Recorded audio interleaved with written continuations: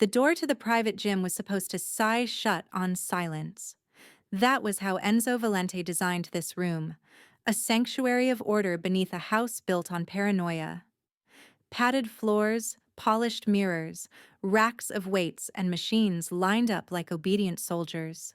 Here, he could pretend his power came from discipline and not from fear. Tonight, though, there was sound. A sharp metallic scrape, then another. Not clumsy like a dropped dumbbell.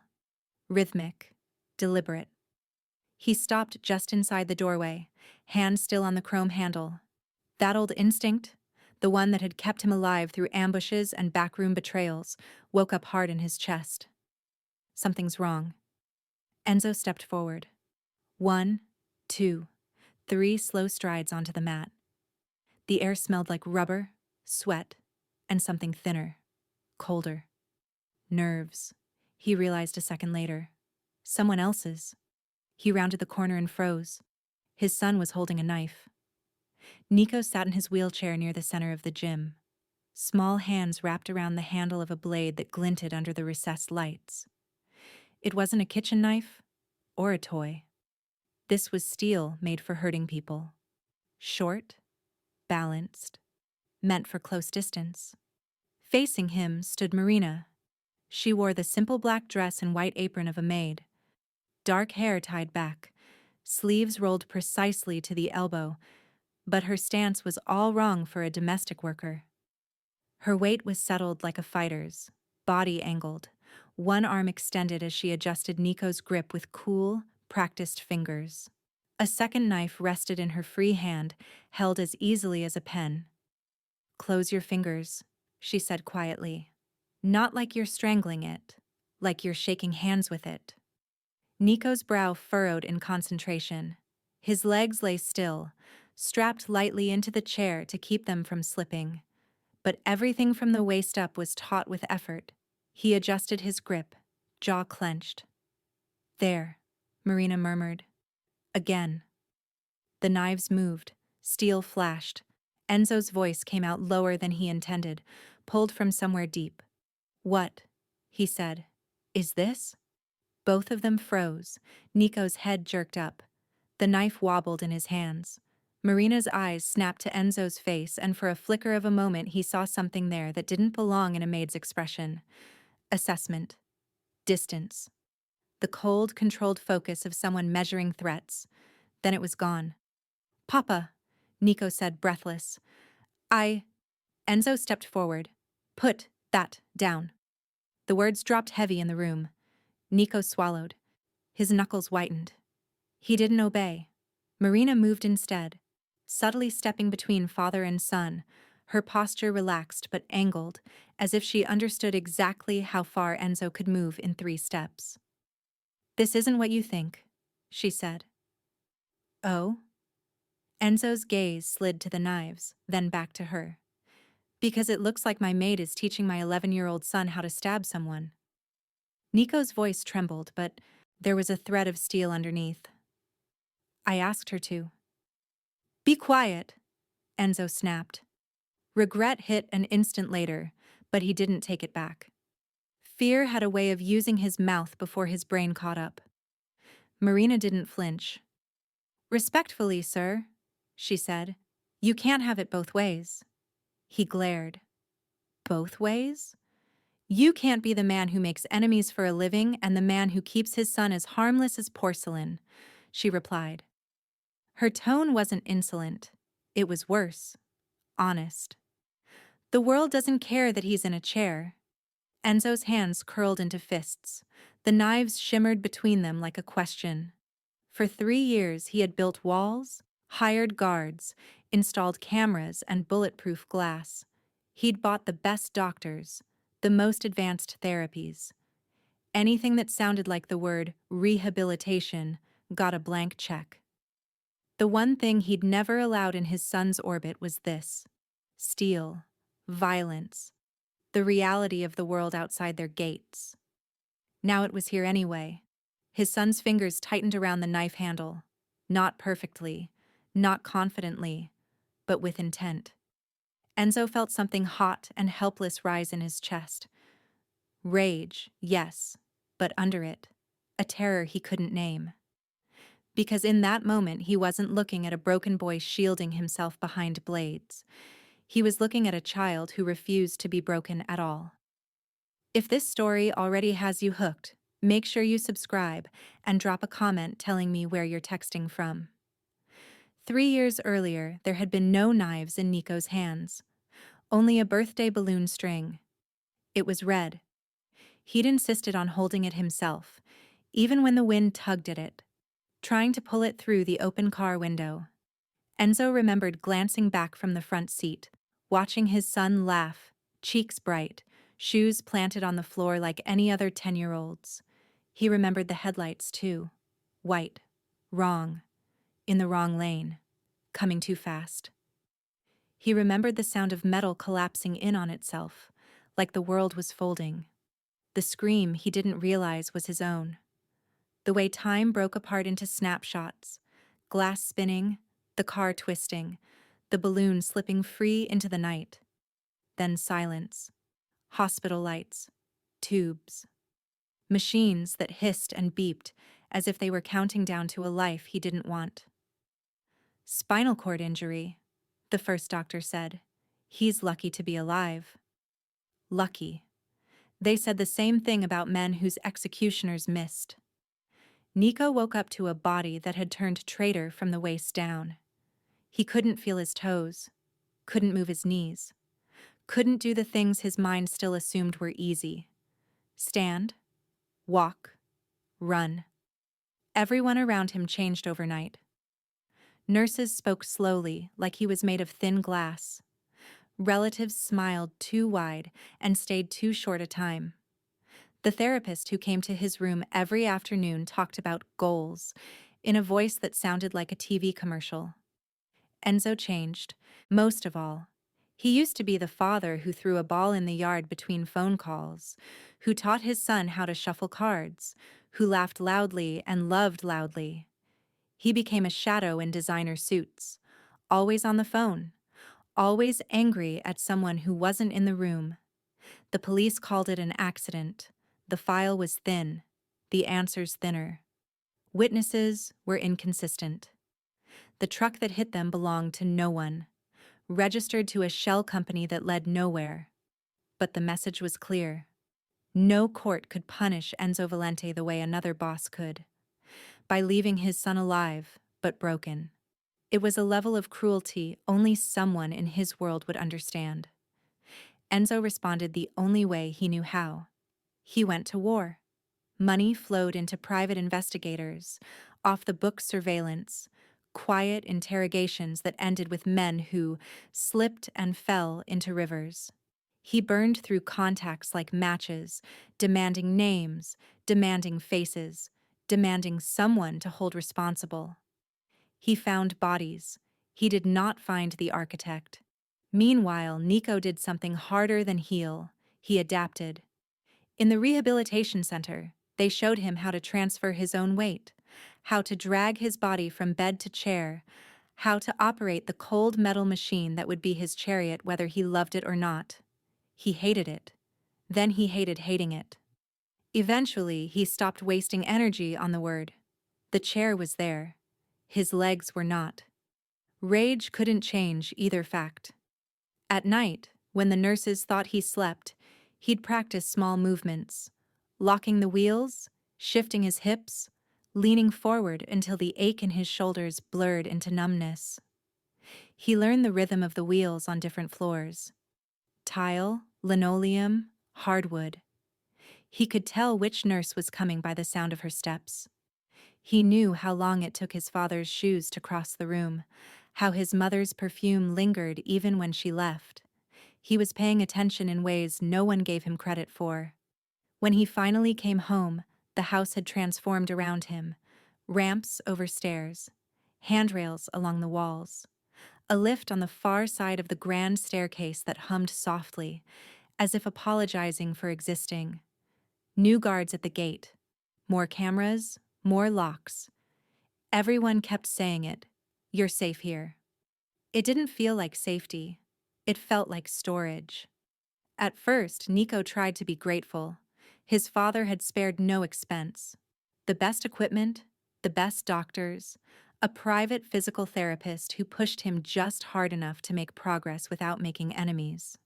But after the therapist left each day, the house sagged into that heavy quiet only rich homes have, the silence of people paid to stay out of the way. In that silence, Nico became invisible. They wheeled him to windows so he could get some light. They brought him books he didn't ask for. They spoke about him in hallways like he was already half gone. "He hasn't smiled in days," one maid whispered. "He doesn't talk, like a kid," the cook muttered. "He shouldn't be near the front gate," a guard said. "Too many eyes on the street." They thought he couldn't hear them. They were wrong. He heard everything. And he remembered. He remembered his father screaming in the hospital, heard him threatening doctors, threatening God. He remembered the night he woke up to find Enzo sleeping in a chair by his bed, hand on the blanket like he was afraid it would disappear. He remembered the balloon, too, floating up past shattered glass and blue emergency lights, a stupid spot of color rising away from the wreck while he lay pinned, waiting to find out which parts of himself would never move again. He was tired of being the wreckage. One afternoon, when his therapist finished a session and left through the side door, Nico told the nurse he wanted to see the new gym his father had built for security. The nurse hesitated, then shrugged. Just for a minute. She wheeled him downstairs, pushed open the heavy door, and left him under the fluorescent glow of machines and punching bags. The room felt alive, not in a friendly way, more like a sleeping animal. The smell of rubber and chalk and old sweat hung thick. She left to answer a call. He was alone. Nico stared at the bag, at the weights, at the things that belonged to men who could walk into danger and walk back out. He put both hands on his wheels, and he moved. He rolled forward, palms burning against rubber. He stopped under the bag and studied it like an enemy. Then he reached up, grabbed it to steady himself, and began to punch. Badly, sloppily, with more heart than technique. But it was the first thing he'd hit since the dashboard. That was how Marina found him. Marina Rojas had learned long ago that the world didn't care about fairness. It cared about leverage. She was 16 the first time someone paid her to hurt another person. The underground fights were supposed to be temporary, just enough cash to keep her and her little brother in their apartment one more month. Then one more. Then one more after that. Turned out she was good at it. Not because she enjoyed the violence, because she understood patterns. Her opponents came at her full of rage and ego. She watched for the tells, the tightening jaw, the hitch in breath, the way a shoulder loaded before a punch. She treated fights like chess, not like catharsis. They called her La Loba, the she-wolf. There were jokes that she could smell fear. It wasn't fear she smelled. It was predictability. Between matches, she patched up small injuries on other fighters, wrapped hands, wiped blood from the floor that everyone pretended not to see. She saved every bill. Every crumpled note went into the same envelope. Luca's envelope. Luca was 2 years younger, all eyes and ideas. He could take apart a broken radio and rewire it into a working fan. He talked about circuits the way some kids talked about superheroes. Marina would come home from fights, her ribs bruised, and find him asleep at the table over textbook pages he'd read 10 times. He dreamed of engineering. She dreamed of him getting out.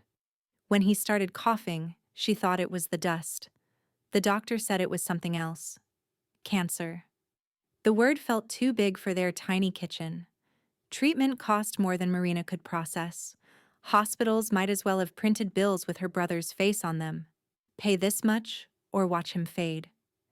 The men who ran the underground fights knew desperation when they saw it. It smelled like easy profit. One tournament, they told her. Big money. You win, we pay for everything. Real doctors, real chances. She didn't ask what happened if she lost. She didn't intend to. The tournament was bigger than anything she'd seen. Warehouse lights, packed bleachers, a pit in the center where bodies hit the floor to the sound of bets being made. She fought 4 matches in 2 nights. Every blow calculated, every risk measured. She wasn't fighting opponents. She was fighting a price tag printed on her brother's future. Then came the final night. Before her last fight, one of the organizers pulled her aside. He smelled like cologne and cigarette smoke. "There's been a change," he said. They took her to the edge of the pit. Luca stood inside it, thin shoulders hunched, eyes wide under 2 bright lights. A man built like a concrete wall stood opposite him, fists wrapped, face blank. "If you win," the organizer murmured, "he fights the next match. For fun." Her stomach turned to ice. "If you lose," he continued, "he walks out untouched. Either way, we make good money. Your choice, Wolf." She looked at Luca. He tried to smile. It came out twisted and terrified. She walked back to her corner, mind screaming. Lose on purpose. Take the fall. Let some other fighter break her body instead of breaking his. But when the bell rang, the man across from her didn't know there was supposed to be a show. He came in to kill. She blocked. Dodged. Reflex took over. 90 seconds later, he was on the ground, breathing in gasps, and she was standing over him, her hand raised. The crowd roared. She couldn't hear it. Because in the next match, they threw Luca in. She never forgot the sound of that fight. Not the hits. Those were sickening, but familiar. It was the pauses, the beats when he tried to get up and couldn't. When he said, "Wait." But there was no wait in the contract. They broke him in front of her. The doctors wrote cause of death in neat handwriting. People in that room knew better. It wasn't the punches that killed him. It was leverage. After the funeral, Marina disappeared. She washed dishes under fake names and slept badly. Every time she saw a teenage boy crossing a street too late or sitting alone at a bus stop, she tasted bile. The world liked to put targets on soft backs. Years later, in a laundromat with flickering lights, she looked up at a TV, bolted near the ceiling. The news showed a man in a suit, sharp jaw, cold smile, cutting a ribbon at a port development. "Don Enzo Valente, investor," the caption read. Beside him stood a boy with a too bright grin, holding balloons. Life moved on. Until it didn't. Another broadcast. Months later. Local child injured in accident. Possible mob connections. The anchor spoke in the careful tone reserved for scandals that might upset advertisers. The words washed over Marina, but the photo burned in. Same boy. Different legs. Wheelchair in frame. She recognized that image in the way soldiers recognize the sound of gunfire in fireworks. This wasn't an accident. This was someone sending a message again, through the most vulnerable body in the room. She thought of walking away. She had done her time in other people's wars, paid in more than blood. She owed nothing to the man whose enemies had targeted his child. But Luca's face lived behind her eyelids. So did the image of that boy on TV, years ago, with the red balloon. Kids didn't choose their battles. They were chosen for them. So Marina did something she hadn't done in years. She went hunting. Not for the men who ordered the crash. For the one thing she could still affect. The boy's chances. It wasn't hard to get into the Valente house if you knew where to look. Rich men had blind spots. They secured gates and guns and ignored the people who did their laundry. She forged a background, acquired references that looked real enough on paper. She passed the interviews. A maid position. Live-in. Access to the spaces other eyes didn't see. She told herself she would watch. Keep an eye on him. Warn him, if needed. The first time she saw Nico in person, he was inching his chair toward a window alone. The afternoon light painted his face in gold and shadows. He moved carefully, jaw set, as if fighting both gravity and expectation. Their eyes met. She saw hunger there, and anger, and something harder than either: refusal. Luca had that look once, before a world of men saw it and decided to turn it into a spectacle. "No," Marina whispered later, staring at the ceiling in the small room the housekeeper assigned her. "Not again." So when she found him in the gym, punching the bag with taped hands and untrained fury, she didn't see dangerous disobedience. She saw a signal. He wanted to fight the cage. He just didn't know how. The first time she corrected his punch, she did it without thinking. "Your wrist will snap like that," Marina said. Nico spun his chair, chest heaving, sweat beading at his temples. He looked like a boxer after a losing round, frustrated, desperate, not ready to quit. "I'm not supposed to be in here," he said. "Neither am I," she replied. "Yet here we are."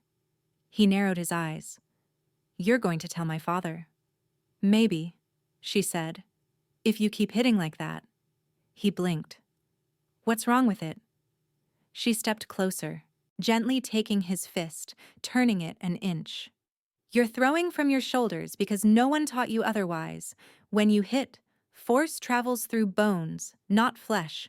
Align the bones, or the force breaks you instead of the target."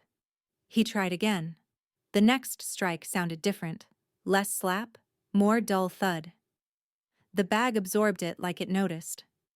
A spark lit behind his tired eyes. "How do you know that?" "Once upon a time," Marina said, "I got paid to be hit and not fall down." He stared at her. "You were a fighter?" She shrugged. "I was someone who had fewer options than other people." That should have been the end of it. A passing correction, a moment of honesty, then back to folded linens and polished floors. But Nico wheeled closer. "Can you show me more?" The words came out small, not pleading, inviting. Marina hesitated. There were lines you didn't cross in a house like this. Teaching the boss's son how to punch correctly was one thing. Teaching him how to fight, truly fight, with intent, was another. But she thought of men in dim rooms deciding the value of boys like him on ledgers marked with debts and power balances.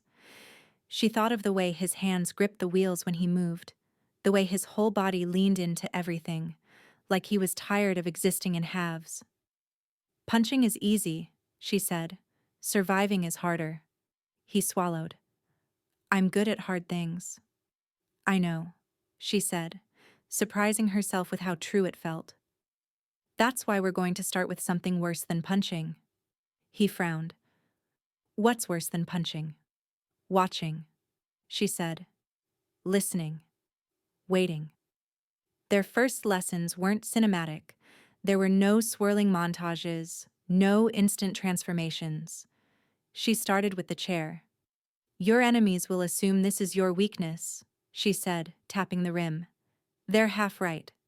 Your legs won't get you out of trouble, but this?" She spun the chair with a flick of her fingers. "This can turn faster than a man can pivot." They practiced turning, not grand spins, small, efficient half rotations, quarter turns, locking wheels with precision. She made him close his eyes, even though they worked fine, and listen for her footsteps. He learned the difference between her crossing in front of him and moving behind him, between a step that meant an approach and a step that meant retreat. He hated it at first. "This isn't fighting," he muttered. "It's building your map," she replied. "You can't fight where you can't see, so you learn to see in ways other people don't." They moved to reach. She taught him how far his arms could extend without tipping the chair, how to compensate by shifting his weight, how to pull instead of lean when gravity tried to drag him out of his seat. He fell twice. The second time, the impact knocked the breath from his lungs.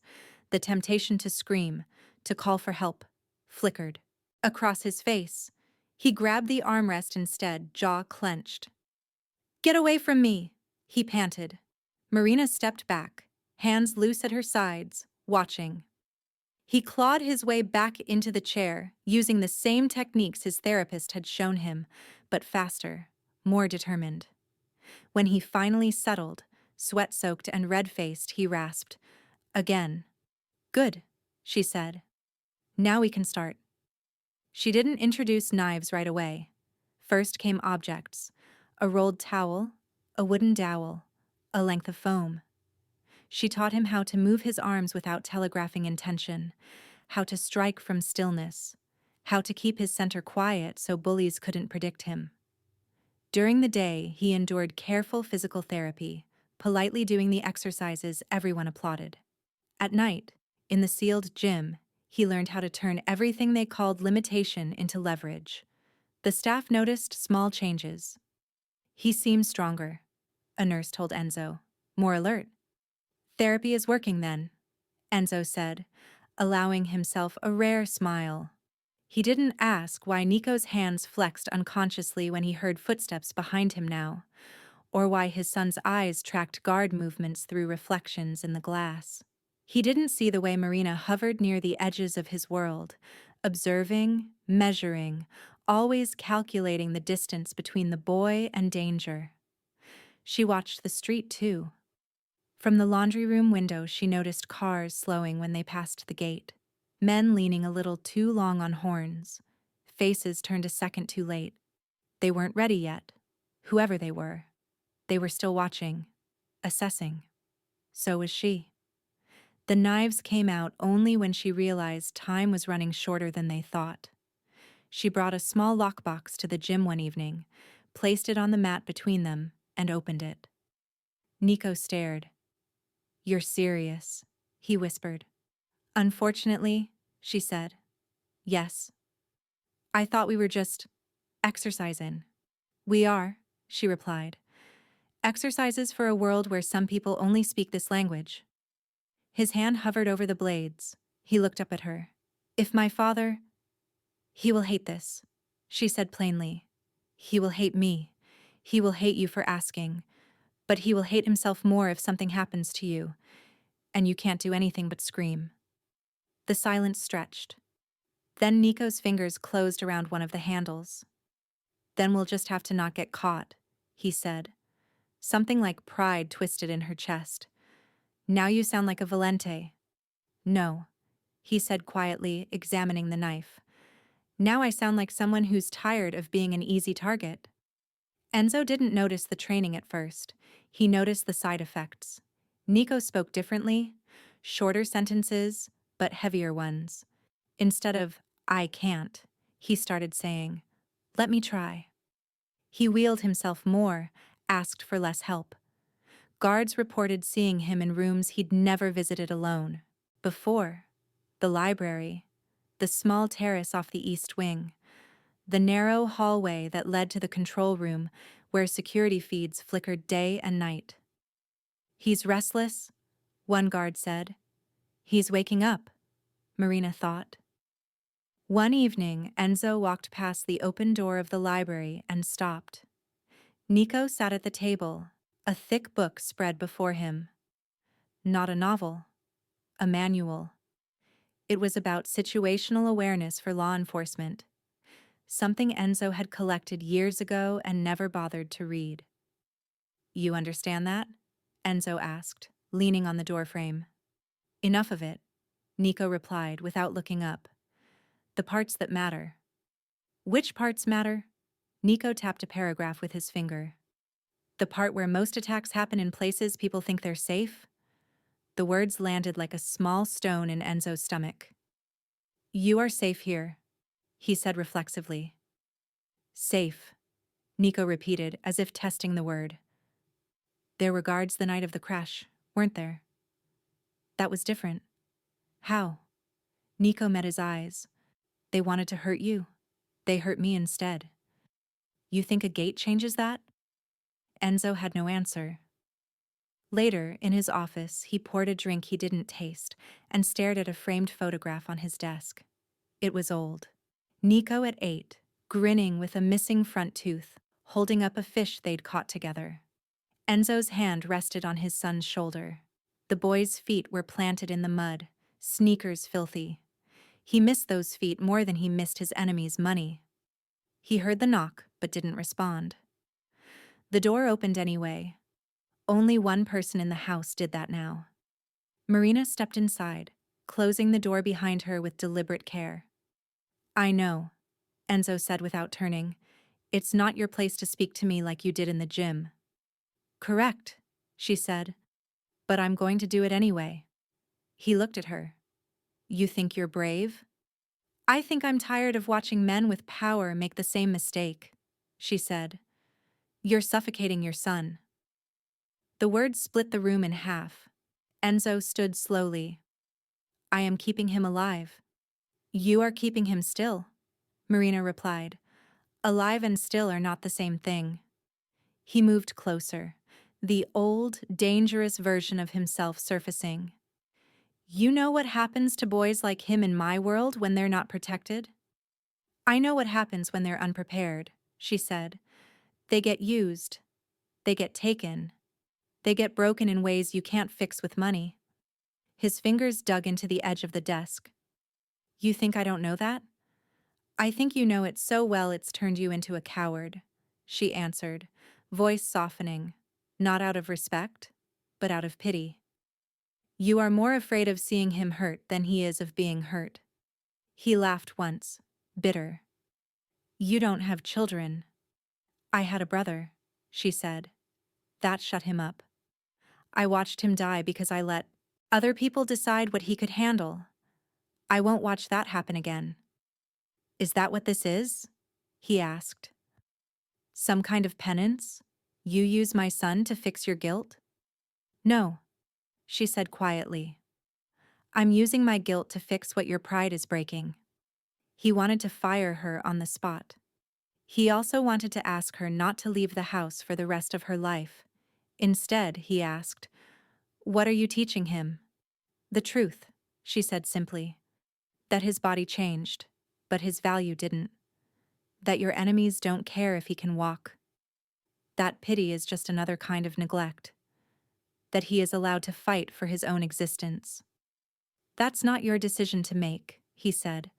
"It stopped being yours the day your enemies put him in that chair," she replied. "You lost the right to decide whether this world touches him.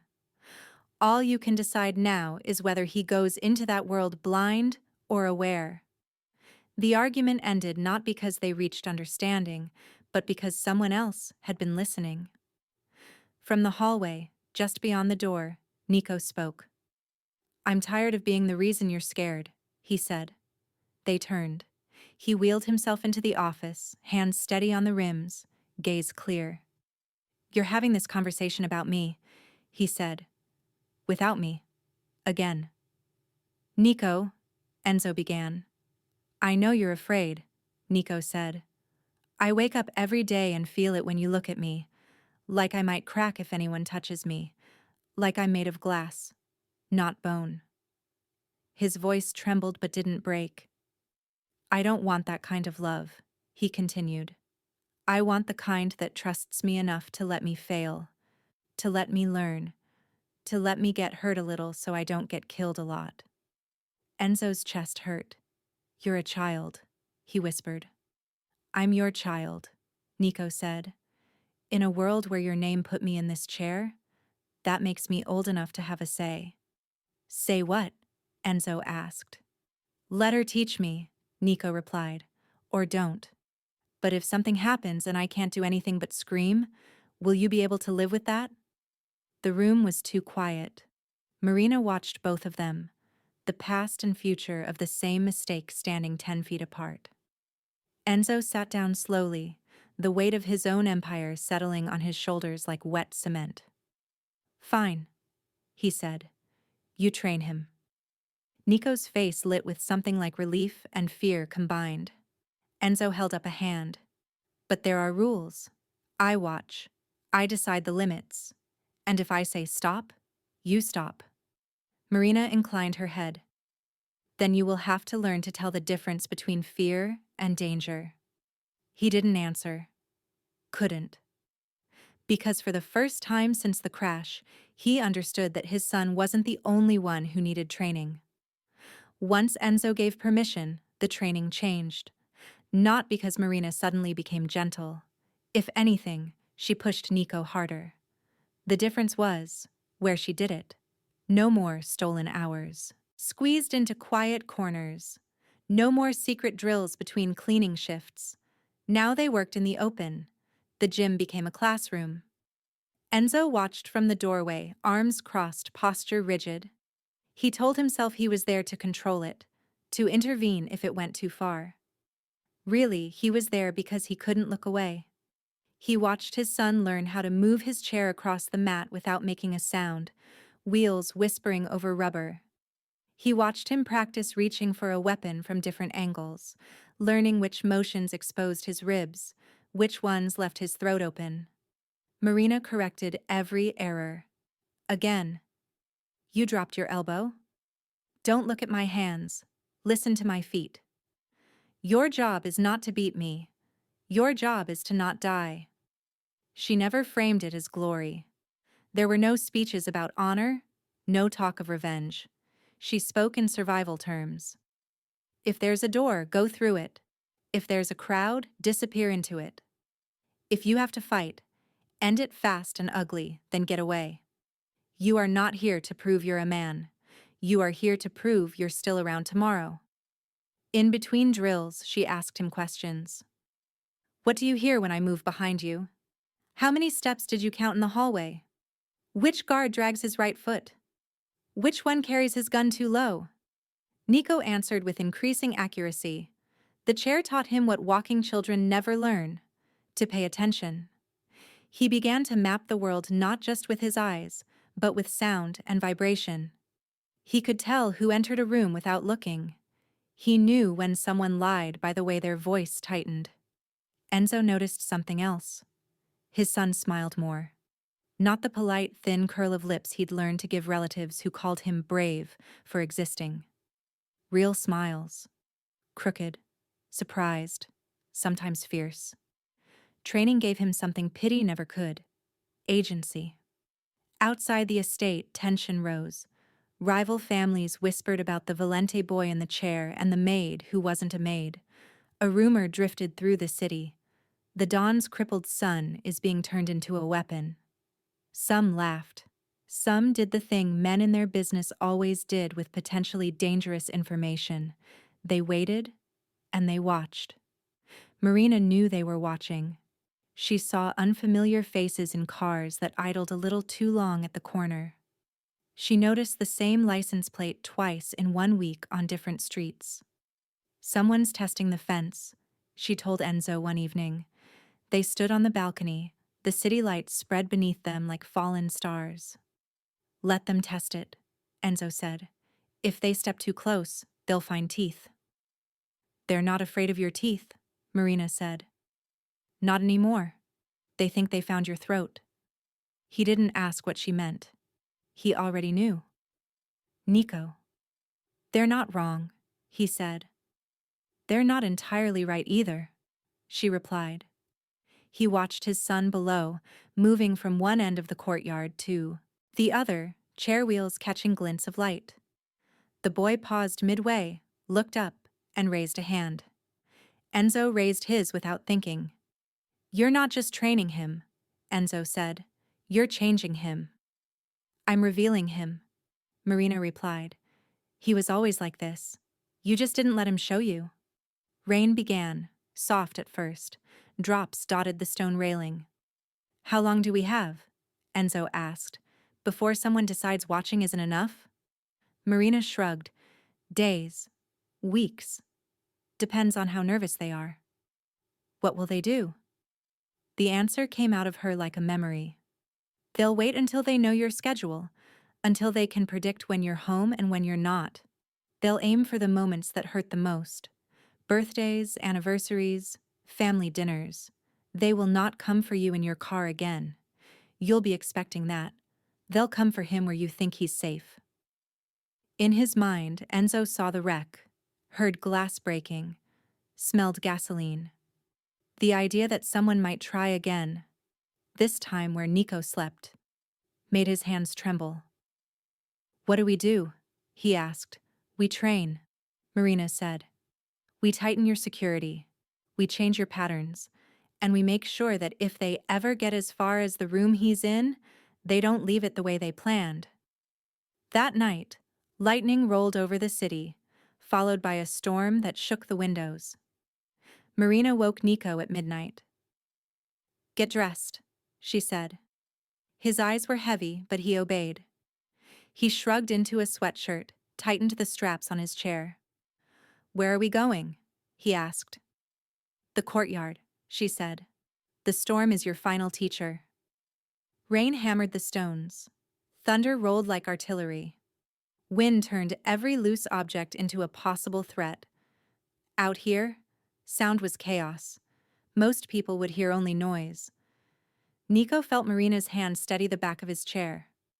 Close your eyes, she said. I can't see much anyway, he replied. Do it, she insisted. He did. What do you hear? She asked. Rain, he said. Listen harder. He focused, letting the roar of water sink to the background. Small details surfaced. The tree branches on the left, he whispered. They scrape the wall sometimes. The gutter over there is clogged. It drips slower. You're breathing behind me. The guard by the east gate. He shifts his weight every few seconds because his boots are wet. Good, she said. Now, move. In this? He asked. In this, she said. If you can navigate this storm, you can navigate anything. He rolled forward, rain hitting his face like needles. The chair slipped slightly, wheels losing traction on the slick stone. He adjusted, pushing slower, more deliberately. Thunder cracked. Faster, she called over the noise. The world won't slow down because you're concentrating. He pushed harder. A shape loomed ahead, a bench. He caught it too late and clipped the end, jolting sideways. Sorry, he gasped. Don't apologize, she said. Correct. Again. They moved through the courtyard like that. A small figure in a chair tracing paths through chaos, guided by a woman who had lived longer than she should have in rooms where chaos wore human faces. From his upstairs window, Enzo watched them. At first, he wanted to storm down, drag his son inside, wrap him in blankets and apologies. Then he saw Nico's face when lightning flashed. It wasn't fear. It was something else. Determination. The storm didn't care about his wheelchair.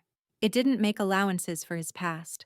It treated him like everyone else, equally small under the sky.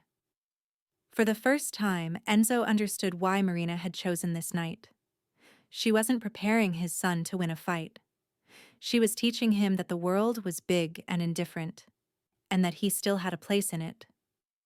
The attack never came the way they expected. Not with guns through the gate or bombs under cars. Not with a dramatic showdown at dinner. It came as a phone call. Enzo was in his office when his burner vibrated. Only a handful of people had the number. He checked the ID. Withheld. He answered. A man's voice, low and smooth, flowed through the line. Don Valente. Enzo's jaw tightened. You have the wrong number. On the contrary, the man said. I have exactly the right one. It took effort, but you know how it is when one is motivated. What do you want? Enzo asked. Levity, the man said lightly. Honesty, perhaps an agreement. I don't negotiate with cowards on blocked lines. You negotiated with bigger cowards when you took funding from certain investors 10 years ago, the man replied. We both know the game. I'll be brief. Some of us in this city are concerned. About? About the optics of your situation, the man said. Your boy. His condition, his sudden interest in training, and of course, the woman you brought into your house. She was harder to recognize at first. Time changes faces, but not posture. Enzo's heart lurched. You've been watching. Everyone watches when someone changes the rules, the voice said. Here is the reality. A crippled heir is bad for business. People start asking who will take over when you're gone. People start wondering whether the Valente name can hold territory. I hold territory, Enzo said. For now, the man replied. But now you've introduced a new variable. You're turning your broken son into a symbol. Some see that as inspiring. Others see it as dangerous. They may decide to remove variables. Ice slid through Enzo's veins. If you come near him. Relax, the voice said. If anyone wanted him dead, it would have happened already. No. No. Killing him would make you a martyr. We've all learned from past mistakes. We prefer quieter solutions. Such as? Enzo asked, though part of him already knew. Such as convincing you to step back, the man said. Retire gracefully. Hand over certain docks, certain routes. Fade into a respectable life. No one touches your boy. No one tests whether his training works under pressure. You get to keep what matters most. Silence pulsed. It wasn't a threat.